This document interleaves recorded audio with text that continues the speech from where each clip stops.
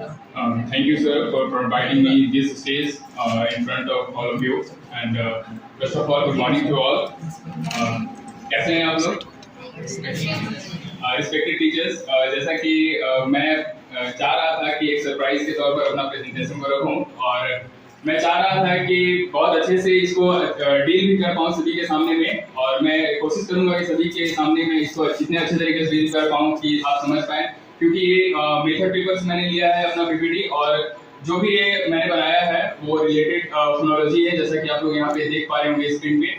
और phonology that means कि हम लोग जो भी आज के टाइम में आप लोग देख रहे होंगे लैंग्वेज को लेकर के बहुत सारी लड़ाई झगड़ाएं हो रही है।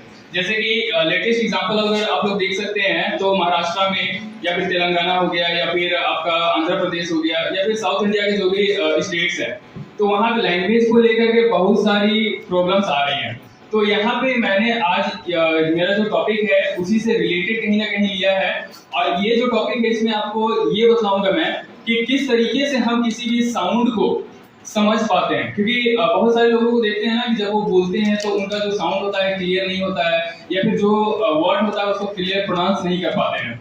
तो उस क्लियर प्रोनाउंसिएशन के लिए हमें क्या जानना चाहिए, क्या जानना जरूरी है, वो मैं आज आप लोगों को बताऊंगा। और यहाँ पे एक चीज और मैं आप लोगों को बता दूं कि जितनी भी लैंग्वेजेस होती है उन सभी लैंग्वेजेस में हमें ये चीज जानना बहुत ज्यादा जरूरी होता है, चाहे वो हिंदी हो, इंग्लिश हो, तेलुगु हो, तमिल हो, मंडेरियन हो, चाहे जो भी कंट्री का लैंग्वेज हो, जो भी स्टेट का लैंग्वेज हो। तो मैं इसको प्रेजेंट करना चाहूंगा आप सभी के सामने में। तो जैसा कि मेरा यहाँ पे सबसे पहले कंटेंट है, और कंटेंट में आप लोग देख पा रहे होंगे कि सबसे पहले मैंने यहाँ पे इंट्रोडक्शन टू लिंग्विस्टिक्स लिखा है। ये लिंग्विस्टिक्स का ही एक ब्रांच है, इसलिए मैंने लिंग्विस्टिक्स सबसे पहले डाला है। और उसके बाद जो मेरा टॉपिक है, रियल टॉपिक, वो है फोनोलॉजी। तो वो मैंने डेफिनेशन वहाँ पे दिया है। उसके बाद मेरा साउंड प्रोडक्शन मैकेनिज्म आता है, उसके बाद description of sound TV sounds आता है, वाउल्स, कॉन्सोनेंट्स आता है, उसके बाद की टर्मिनोलॉजीज आता है कि किस तरीके से हम उन वॉइसेस को प्रेजेंट कर सकते हैं। उसके बाद हमारा आता है फोनेटिक ट्रांसक्रिप्शन। जब हम फोनोलॉजी को जान लेते हैं, उनके हर एक लेटर्स को, हर एक साउंड को जान लेते हैं, उसके बाद हम किस तरीके से उस फोनोलॉजी का इस्तेमाल कर सकते हैं, वो मैंने यहाँ पे कुछ बताया है की टर्मिनोलॉजीज और फोनेटिक ट्रांसक्रिप्शन में। और उसके बाद मैंने ऑब्जेक्टिव्स दिया है फोनोलॉजी का। उसके बाद है फोनोलॉजिकल रूल्स, किस तरीके से मैं यानी कि हम लोग यहाँ पे इस्तेमाल कर सकते हैं फोनोलॉजिकल रूल्स को। उसके बाद मैंने कुछ फोनोलॉजिकल एप्लीकेशंस लगाए हैं, और आईपीए का चार्ट मैंने दिया है आपको as a conclusion of all my phonology topic. और उसके बाद मेरा कंक्लूजन है, कंक्लूजन में तो कंक्लूजन आएगा ही। तो चलिए मैं पहला अपना टॉपिक से स्टार्ट करता हूं, इंट्रोडक्शन टू लिंग्विस्टिक्स। तो सबसे पहले लिंग्विस्टिक्स को जानना जरूरी है कि लिंग्विस्टिक्स क्या है। तो लिंग्विस्टिक्स एक साइंटिफिकल ब्रांच है इंग्लिश का, ठीक है, जिसमें हम साउंड के बारे में साइंटिफिकली स्टडी करते हैं कि साउंड किस तरीके से क्रिएट होता है, किस तरीके से कोई भी इंसान बोलता है। जैसे कि अगर हम लोग इंग्लिश बोलते हैं तो हम लोग चाहते हैं कि एक ब्रिटिश पर्सन की तरह बोल पाएं, लेकिन हम लोग उतना बोल नहीं पाते हैं। हम लोग इंडियन एक्सेंट में ही इस्तेमाल करते हैं अपने इंग्लिश लैंग्वेज को, तो वो इंडियन इंग्लिश कहा जाता है, ब्रिटिश का ब्रिटिश इंग्लिश कहा जाता है, अमेरिका का अमेरिकन इंग्लिश कहा जाता है। तो लिंग्विस्टिक्स यहाँ पे नॉलेज का एक ब्रांच है जिसमें हम साइंटिफिक स्टडी करते हैं लैंग्वेज के बारे में। अब इसके कुछ ब्रांचेस है, 6 मेजर ब्रांचेस जो मैंने यहाँ पे मेंशन किया है। First one is phonetics, second one is phonology, third one is morphology, next is syntax, and next one is semantics, and the last one is pragmatics. तो यहाँ पे ये जो मैंने लिखा है वो हमारा मेथड पेपर से ही लिया गया, हमारा सिलेबस से ही है। तो आई थिंक कि आप लोगों को मैं अच्छे से डील कर पाऊँ। अब देखिए मैंने यहाँ पे डेफिनेशन दिया है, फोनोलॉजी का डेफिनेशन क्या है। तो फोनोलॉजी का डेफिनेशन जानने से पहले मैं आप लोगों को बता देना चाहूंगा कि फोनेटिक्स क्या है। एक्चुअली फोनेटिक्स और फोनोलॉजी कहीं ना कहीं थोड़ा सिमिलर है। थोड़ा सिमिलर क्यों है? क्योंकि फोनेटिक्स में हम लोग जनरली डिस्कस करते हैं, ठीक है। जनरल दैट मींस कि सभी लैंग्वेजेस के बारे में जो भी उनका साउंड परसेप्शन है उसके बारे में बात करते हैं। लेकिन यहाँ पे जो फोनोलॉजी है उसमें किसी पर्टिकुलर लैंग्वेज के बारे में हम लोग बात करते हैं कि उसका साउंड किस तरीके से क्रिएट होता है। उसके बाद मैंने यहाँ पे लिखा है कि it is the major branch of linguistics. उसके बाद यहाँ पे हम लोग सबसे मेन जो आता है फोनोलॉजी में आपका सुप्रासेगमेंटल फीचर्स आता है, प्रोसोडिक फीचर्स बोल सकते हैं या फिर सुप्रासेगमेंटल फीचर्स। सुप्रासेगमेंटल फीचर्स में 3 टाइप्स के फीचर्स आते हैं जो यहाँ पे मैंने मेंशन किया है। First one is space, rhythm, then intonation. तो स्ट्रेस क्या होता है, जैसे कि हम लोग कभी भी कोई वर्ड का इस्तेमाल करते हैं बोलने के लिए, तो वहां पे कभी हम बहुत ज्यादा जोर लगा करके बोलते हैं, ठीक है, तो that is called stress in word. उसके बाद हमारा रिदम, यानी कि हमारा बोलने का टोन कैसा है, हाई है, लो है, मीडियम है, या कैसा है हमारा पिच, वो डिसाइड करता है ये टोन। उसके बाद है हमारा इंटोनेशन। इंटोनेशन मतलब होता है पिच का वेरिएशन। पिच का वेरिएशन कहने का मतलब है कि जैसे आप लोगों ने गाना सुना होगा, उसमें क्या होता है, वेरिएशन कभी हाई होता है, कभी लो होता है, ठीक है, तो दैट इज कॉल्ड इंटोनेशन। उसके बाद यहाँ पे मैंने मेंशन किया है फोनेटिक्स और फोनोलॉजी क्या है। तो यहाँ पे फोनेटिक्स हमें जनरल साउंड के बारे में बताता है, जनरली हम लोग किसी भी साउंड के बारे में डिस्कस करते हैं, लेकिन फोनोलॉजी में हम लोग किसी पर्टिकुलर ब्रांच के बारे में बात करते हैं। उसके बाद हमारा आता है फोनोलॉजी के 2 टाइप्स होते हैं, ठीक है, जिसमें पहला आता है आपका segmental phonology and second one is supra segmental phonology. तो सुप्रा सेगमेंटल फोनोलॉजी को मैंने यहाँ पे डिस्कस किया है। अब सेगमेंटल फोनोलॉजी क्या होता है, तो यहाँ पे मैंने आपको लिख दिया है deals with individual sounds, individual sounds that is called की फनीम्स। फनीम्स कहने का मतलब है कि minimal unit of A sound, यानी कि एकदम सबसे छोटा यूनिट ऑफ साउंड, ठीक है। अब यहाँ पे मैंने कुछ साउंड प्रोडक्शन मैकेनिज्म का इस्तेमाल किया है, जो हमारा ये गर्दन के पास से जो यहाँ हमारा सर है, यहाँ तक का मैंने,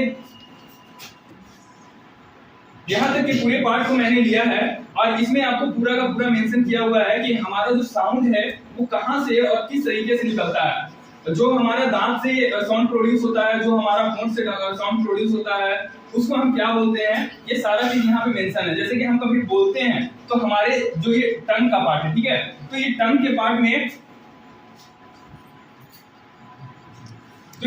पार्ट में जो सबसे पहला है हमारा ब्लेड है, वो अगर सामने से स्टार्ट होता है तो वो ब्लेड में जाता है, फ्रंट हो गया, सेंटर हो गया, बैक हो गया, तो ये हमारे जीभ का पार्ट हो गया। उसके बाद हमारा आता है हार्ड पैलेट और सॉफ्ट पैलेट। हार्ड पैलेट मतलब होता है कि हमारा जो जबड़ा है ऊपर का साइड का, उसमें टच होता है अगर हमारा जो जीभ है, तो वो अलग साउंड प्रोड्यूस करता है, और जो नीचे का जबड़ा है उसको हम बोलते हैं सॉफ्ट पैलेट, ठीक है। तो सॉफ्ट पैलेट में टच होता है तो उसको हम अलग बोलते हैं। तो आप ये पूरा का पूरा स्पीच मैकेनिज्म देख करके समझ सकते हैं कि हम किस तरीके से साउंड प्रोड्यूस करते हैं। आगे हम लोग चलते हैं, इसमें मैंने डिस्क्रिप्शन दिया है, डिस्क्रिप्शन ऑफ इंग्लिश साउंड्स। ये मैंने खुद से बनाया था, तो मैंने इसको मेंशन किया है यहाँ पे कि कितने साउंड्स होते हैं इंग्लिश में। हम लोग जानते हैं कि इंग्लिश अल्फाबेट में 26 लेटर्स होते हैं, और उन 26 लेटर्स में जो हमारा 5 लेटर होता है वो वाउल्स में आ जाता है, और बाकी का 25 लेटर्स जो है हमारा वो कॉन्सोनेंट में आ जाता है। तो ये 26 लेटर्स मिलकर के किस तरीके का साउंड और कितना साउंड प्रोड्यूस करते हैं वो यहाँ पे लिखा हुआ है। तो आरपी के अकॉर्डिंग यहाँ पे कॉन्सोनेंट साउंड है हमारा 24 और वाउल साउंड है हमारा 20। लेकिन इन वाउल साउंड्स में हमारा प्योर वाउल्स जो है, यानी कि जिसको मोनोथॉर्म्स बोलते हैं, वो 12 है, और जिसको डिप्थॉर्म्स बोलते हैं वो है हमारा 8। तो यहाँ पे हम लोग मोनोथॉर्म्स को प्योर वाउल्स भी बोल सकते हैं, ठीक है। और ये वही सारा चीज मेंशन है। और एक चीज, हाँ, यहाँ पे एक चीज और आपको जानने की जो आवश्यकता है, जैसे कि मैंने पहले में भी बताया था कि इंडियन इंग्लिश होता है, अमेरिकन इंग्लिश होता है, ब्रिटिश इंग्लिश होता है, तो उसी तरीके से यहाँ पे हम लोग इंडियन और ब्रिटिश के बारे में बात करेंगे जब, तो यहाँ पे आरपी और जीआई का बात आता है। तो आरपी का मतलब होता है received pronunciation, that is related to British English, and GI stand for general Indian English, जो हम लोग इंडिया में अपने तरीके से इंग्लिश साउंड का एक्सेंट प्रोड्यूस करते हैं, ठीक है। Next one is consonants of English RP. जैसा कि मैंने आपको बताया कि यहाँ पे जो साउंड्स है कॉन्सोनेंट के 24 है, ठीक है। तो सबसे पहले मैंने यहाँ पे कॉन्सोनेंट के साउंड के बारे में बताया है कि कौन सा साउंड कहाँ से उत्पन्न होता है और किस तरीके से उत्पन्न होता है और हम उसको क्या बोलते हैं। जैसे कि यहाँ पे आप लोग हिंदी में क ख तो पढ़े, ठीक है, तो हम लोग हिंदी से ही उसको रिलेट करेंगे। जैसे बाइलेबियल साउंड हमारा, जिनको बात करना हमारा आता है प ब म, इस तरीके से हम लोग इंग्लिश में भी पढ़ते हैं, ठीक है, हिंदी को हिंदी से ही रिलेट करते हैं। प ब म व, इसको डब्ल्यू नहीं पढ़ेंगे इंग्लिश में, ठीक है। जब हम साउंड प्रोड्यूस करेंगे तो इसको व पढ़ेंगे, उसके बाद हमारा आता है लैबियोडेंटल, यानी कि दांत से रिलेटेड रहता है ये आवाज। तो इसको फ व, इसको हम लोग पढ़ते हैं ठ, इसको पढ़ते हैं थ, ठीक है। तो इस तरीके से मैंने यहाँ पे सारा चीज मेंशन किया है। जो यहाँ पे च है, ज है, उसके बाद क है, ग है, इसको हम पढ़ते हैं अंगा, ठीक है। ये है हमारा श, ठीक है। तो इस तरीके से हम लोग कॉन्सोनेंट जो साउंड है उसको प्रोड्यूस करते हैं। उसके बाद हमारा आता है, मैंने यहाँ पे सारा को अलग से मेंशन किया है कि plosive sounds, affricates, nasals, fricatives, laterals और अप्रोक्सीमेट, यानी कि कहां-कहां से साउंड प्रोड्यूस होते हैं, ठीक है। तो जो प्लोसिव साउंड है इसमें हम लोग का क्या होता है कि सडनली एयर रिलीज होता है बोलने में, ठीक है। जैसे कि हमारा यहाँ पे आ जाता है प, ब, ट, ड, क, ग। उसके बाद एप्लीकेट्स में आ जाता है हमारा स और च। उसके बाद हमारा आता है जैसे तालव्य सा, मुधन सा, दंत सा होता है ना, तो वो प्रोनाउंसिएशन होता है यहाँ पे। उसके बाद हमारा आता है नेजल, जो हमारा नाक से उत्पन्न साउंड होता है। जैसे हम अंगा बोलते हैं तो हमारा साउंड कहां से प्रोड्यूस हो रहा है, आप एक बार करके देखें। आप बता सकते हैं कहां से प्रोड्यूस हुआ है? नाक से ना। तो वही चीज मैंने यहाँ पे मेंशन किया है कि म, न और अंगा को हम लोग नाक से प्रोड्यूस करते हैं, ठीक है। उसके बाद फ्रिकेटिव्स में आ जाता है हमारा टीटा, ठ, स, ज, च, इसको भी श, तालव्य श पढ़ते हैं इसको, ठीक है। उसके बाद फिर आता है हमारा ज, उसके बाद आता है ह। और लैटरल जो कि हम जीभ से बोलते हैं, दैट इज ओनली वन, ल आता है। उसके बाद अप्रोक्सीमेट हमारा आता है ओनली वन, सॉरी 3, व, र और ज, ठीक है। उसके बाद मैंने यहाँ पे कुछ की पॉइंट्स भी मेंशन किया है, क्योंकि आप लोग यहाँ पे देख रहे होंगे कि मैंने स्लैश दिया है, ठीक है। आप लोगों को तो जानना होगा कि ना स्लैश का मतलब यहाँ पे क्या होता है। तो यहाँ पे मैंने स्लैश इसलिए यूज किया है क्योंकि जो भी साउंड होता है ना उसको एनक्लोज करने के लिए इसका इस्तेमाल किया जाता है। अब एनक्लोज किसको किया जाएगा, तो जो फनीम्स होंगे। अब फनीम्स क्या है, तो जो मिनिमल यूनिट ऑफ साउंड है, ठीक है, तो उसको हम एनक्लोज करने के लिए इन स्लैंटिंग लाइंस का इस्तेमाल करते हैं, ठीक है। उसके बाद आता है हमारा vowel sounds in English, RP. RP that means की रिसीव्ड प्रोनाउंसिएशन। तो इसमें आता है आपका मोनोफथॉन्ग्स, और मोनोफथॉन्ग्स का मैंने यहाँ पे डायग्राम बनाया है, ये खुद का मेरा बनाया हुआ है, ठीक है। तो थोड़ा सा अगर कहीं मिस्टेक लगे तो आप मेरे से बाद में डिस्कस कर लीजिएगा। लेकिन अभी मैंने यहाँ पे बनाया है अपने ये मुंह वाले पार्ट का जो डायग्राम है वो। तो यहाँ पे मैंने सबसे पहले लिखा हुआ है फ्रंट, सेंट्रल और बैक, यानी कि ये जीभ का पार्ट हो गया। उसके बाद close, half close, half open and open. तो इसमें हमारा आ जाता है, जैसे कि यहाँ पे आप लोग देख रहे होंगे ना, आई डॉट, उसके बाद फिर कोलन दिया हुआ है। तो ये वाला जो लेटर होता है ना, ये यहाँ पे एक तरीके से देखा जाए तो स्मॉल लेटर और कैपिटल लेटर हम लोग पढ़ते हैं ना, तो ये स्मॉल लेटर में लिखा हुआ है लेकिन ये कैपिटल लेटर है अकॉर्डिंग टू साउंड, ठीक है। और ये यहाँ पे जो कैपिटल लेटर में लिखा हुआ है ये अकॉर्डिंग टू साउंड ये स्मॉल लेटर है, ठीक है, साउंड में, ठीक है। तो यहाँ पे आप देख सकते हैं आपकी मैंने फ्रंट वाउल में मेंशन किया है ई, जैसे हम स्वर वर्ण पढ़ते हैं ना, स्वर वर्ण और व्यंजन वर्ण, तो यहाँ पे आ जाता है अब आपका स्वर वर्ण। तो यह हो जाता है ई, कैपिटल वाला ई, ठीक है, जिसमें ऊपर में मात्रा लगता है, फिर ई, फिर अ, फिर ए, ठीक है। इस तरीके से हमारा अ, ए, ये ए का साउंड है, ठीक है, ए का साउंड हम यहाँ पे देंगे। उसके बाद फिर आ जाता है ये बड़ा वाला ओ हो गया और ये छोटा वाला हो गया। उसके बाद हमारा आता है बैक वाउल्स, यानी कि जीभ के पीछे साइड से हम कौन सा साउंड उत्पन्न करते हैं। तो ये आ जाता है आई थिंक कि I am forgetting something, some sounds here, so I will skip it. And यहाँ पे आप लोग देख रहे होंगे कि कुछ जैसे कि यहाँ पे आई में 2 कोलन लगा हुआ है, तो आप जानना चाहेंगे कि ये कोलन क्यों दिया हुआ है। देखिए इस कोलन को यहाँ पे हम लोग बोलते हैं डायक्रिटिक, ठीक है, means they are long vowels and rest 7 are short vowels. जैसे कि मैंने बोला ना पहले ही कि कैपिटल लेटर और स्मॉल लेटर से डिनोट करने के लिए, तो मैंने केवल समझाने के लिए बोला। लेकिन अब इसको जैसे मैंने पहले ही बोला कि ई, ठीक है, और इसको बोला ई, तो जो मैंने ई बोला फर्स्ट में वो थोड़ा लॉन्ग था और जो मैंने ई बोला वो थोड़ा शॉर्ट था। तो डायक्रिटिक इसी लॉन्ग और शॉर्ट साउंड को दर्शाता है, ठीक है। आई थिंक कि आप लोग इसको समझ पाए हो। और diacritic indicates the length of sound, okay. Next one is यहाँ पे डिप्थोंग्स आता है। मैंने बताया आपको वाउल्स में 2 टाइप का वाउल्स होता है, एक मोनोफथोंग्स होता है जो 12 होता है और एक डिप्थोंग्स होता है जो कि यहाँ पे आपका 8 होता है, ठीक है। वो भी यहाँ पे मेंशन किया हुआ है, they are I think I am promoting this also, so I will not tell you about this. अब यहाँ पे एक चीज मैं आपको बता देना चाहूंगा कि जो ये वाउल्स है यहाँ पे दो साउंड का इस्तेमाल किया गया है। जैसे कि आप यहाँ पे देख रहे होंगे ई और आई दोनों का इस्तेमाल किया गया है।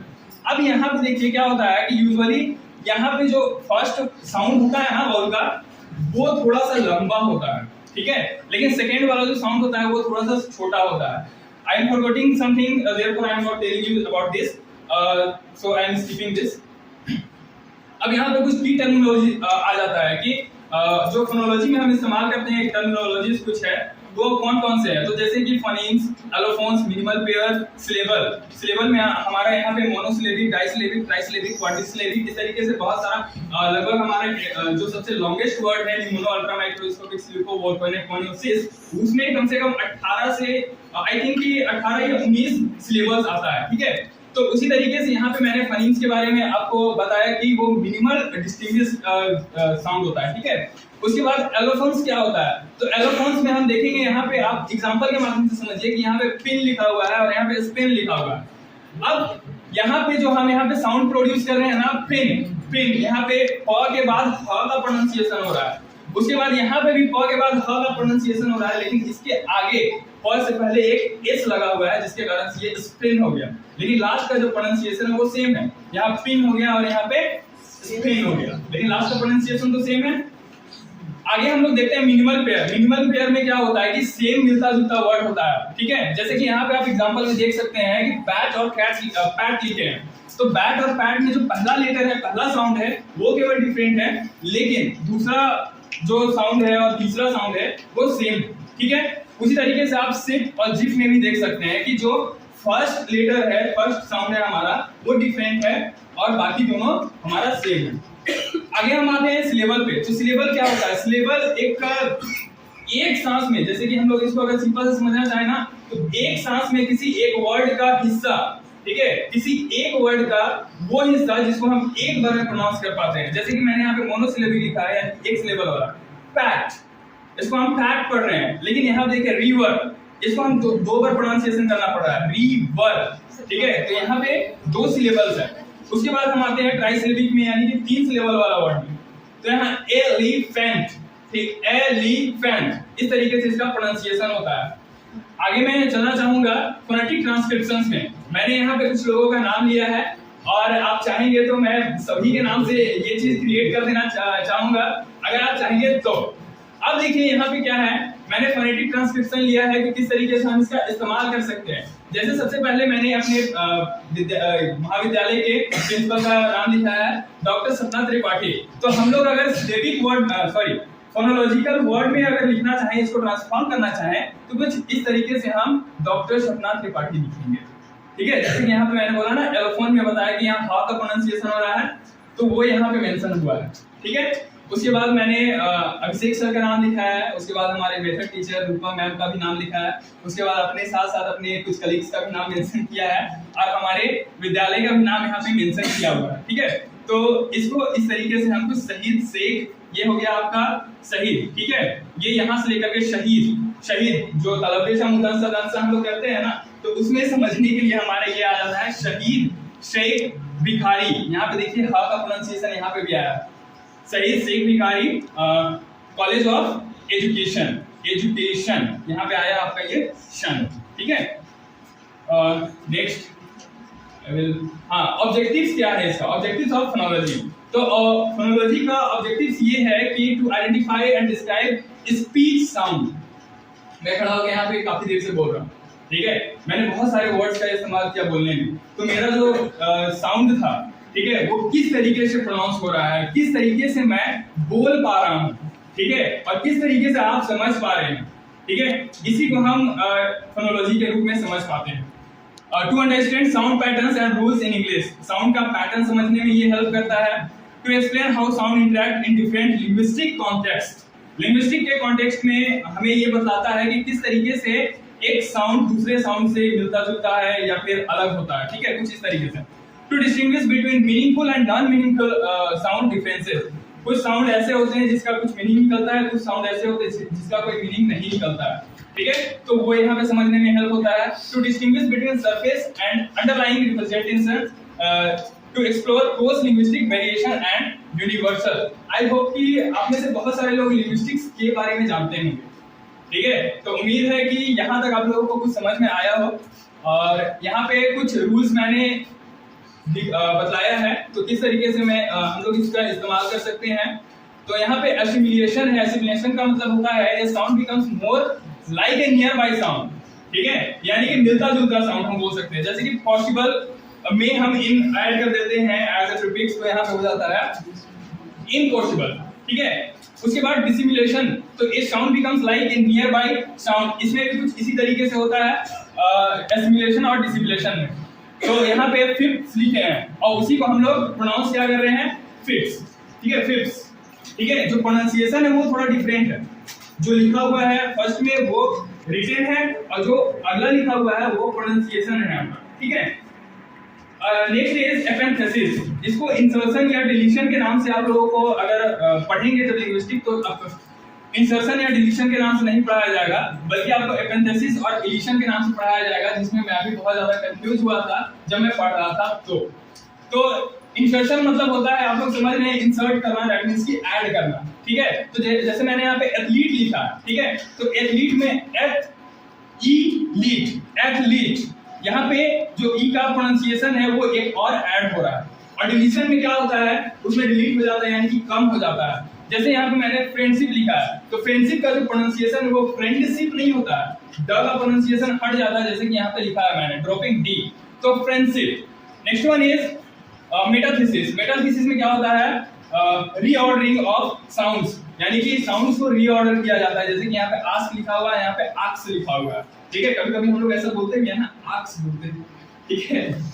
Next one is vowel reduction. Vowel reduction यहाँ पे है कि unstressed vowels become, I think I am providing this sound. I think this is pronounced u or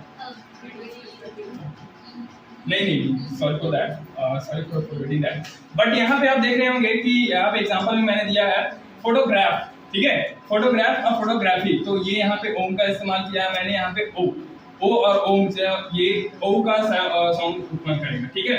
तो फोटोग्राफी, फी यहाँ पे जो लास्ट में ऐड किया गया है फी, ठीक है, तो लास्ट में जो ऐड किया हुआ लेटर है उसका वर्ड क्रिएट कर रहा है। Sorry for that, I am forgetting some things. यहाँ पे कुछ एप्लीकेशन एरियाज दिए गए हैं कि हम लोग फोनोलॉजी को किस किस एप्लीकेशंस के माध्यम से पढ़ सकते हैं। तो जैसे कि यहाँ पे दिया हुआ है language learning, speech therapy, linguistic research, AI and technology, linguistic science. जैसे कि आप लोग गूगल में कुछ सर्च करते हैं, कुछ जैसे कि एक वर्ड का मीनिंग सर्च कर लिए, जैसे कि फोनोलॉजी लिख ली, ठीक है, अब उसका आप मीनिंग पूछ रहे हैं, तो उसके नीचे एक और लिखा हुआ लेटर आता है आपको स्लैंटिंग लाइंस के माध्यम से, तो दैट इज कॉल्ड फोनोलॉजी, ठीक है। उसके बाद हम यहाँ पे सोशल लिंग्विस्टिक्स भी के एरिया में भी पढ़ सकते हैं, literature and poetry and education and policy, इन सब ये सब एप्लीकेशन एरियाज हैं हमारे। एंड नेक्स्ट वन इज, मैंने यहाँ पे पूरा का पूरा आईपीए चार्ट को यहाँ पे दिया है, आप लोग इसके माध्यम से समझ सकते हैं कि साउंड किस तरीके से, कहाँ से, क्यों और किस तरीके से इस्तेमाल किया जा सकता है, ठीक है। So this is the whole chart pattern of English sound system of RP. This is a revised picture of 2020, latest picture. हाँ, कंक्लूजन में आते हैं। अब कंक्लूजन इसका क्या हो सकता है, तो यहाँ पे बोला गया है कि phonology is the systematic study of sound in a language and how they are organised in pattern. यानी कि फोनोलॉजी एक ऐसा फील्ड है जिसमें हम सिस्टमैटिक तरीके से रूल्ड लैंग्वेज को के बारे में पढ़ते हैं, उसका साउंड किस तरीके से उत्पन्न होता है, ठीक है। जैसे कि मैंने अभी बताया आपको आस्क और आर्क्स, इसमें डिफरेंस है दोनों में, ठीक है। तो उसको सिस्टमैटिक तरीके से हम कैसे पढ़ेंगे वो बताता है हमें phonology. It helps you understand the rules and structure behind pronunciation, stress, rhythm and intonation, that is called suprasegmental features. And the next one is by analysing phonemes, syllables and sound patterns, phonology connect spoken language with mental representation. Mentally भी हमें दिखाता है कि हम किस तरीके से able है साउंड को प्रोड्यूस करने में या बोलने में। And the next one is it plays a crucial role in language teaching, speech therapy, linguistics, AI and communication. जैसे कि कभी-कभी मैं भी बोलता हूँ कहीं पे क्या, अब अपना ही एग्जांपल दे देता हूँ। मैं स्पोकन जब क्लास करता था आज से 10-12 साल पहले, तो वहाँ पे मेरा जो साउंड पैटर्न होता था ना वो बहुत डिफरेंट होता था। तो वहाँ पे सर मेरे को बोलते हैं अरे तुम क्या बोल रहा है, कुछ समझ में नहीं आता, ठीक है, क्योंकि मुझे शुरू से से ही आदत था, क्योंकि मेरी एक सिस्टर थी जिन्होंने मुझे ये इस फील्ड में आने के लिए थोड़ा सा प्रोत्साहित किया कि आप इंग्लिश लो, थोड़ा अच्छा है, ठीक है। But I don't think my English is better, but मैं बहुत कुछ जानता हूँ उसके बारे में। Ultimately phonology depends our appreciation of how language functions at the most fundamental auditory level. Fundamental auditory level पे इस तरीके से हम लोग इसको अप्रिशिएट कर सकते हैं, that is called. And the last one is phonology gives sound it's meaning. Phonology क्या करता है, उस मीनिंग को साउंड देता है। जैसे कि इनके टॉपिक में लिखा हुआ है बॉस, तो वो लिखा हुआ है, ठीक है, अब उसको साउंड कौन दे रहा है, तो फोनोलॉजी साउंड दे रहा है, ठीक है। एंड लैंग्वेज इट्स वॉइस, और आवाज को लैंग्वेज देता है। सो आई होप कि आप लोग इसमें से कुछ थोड़ा सा समझ पाए हो, मैंने थोड़ा सा समझा पाया हो आप लोगों को। So thank you for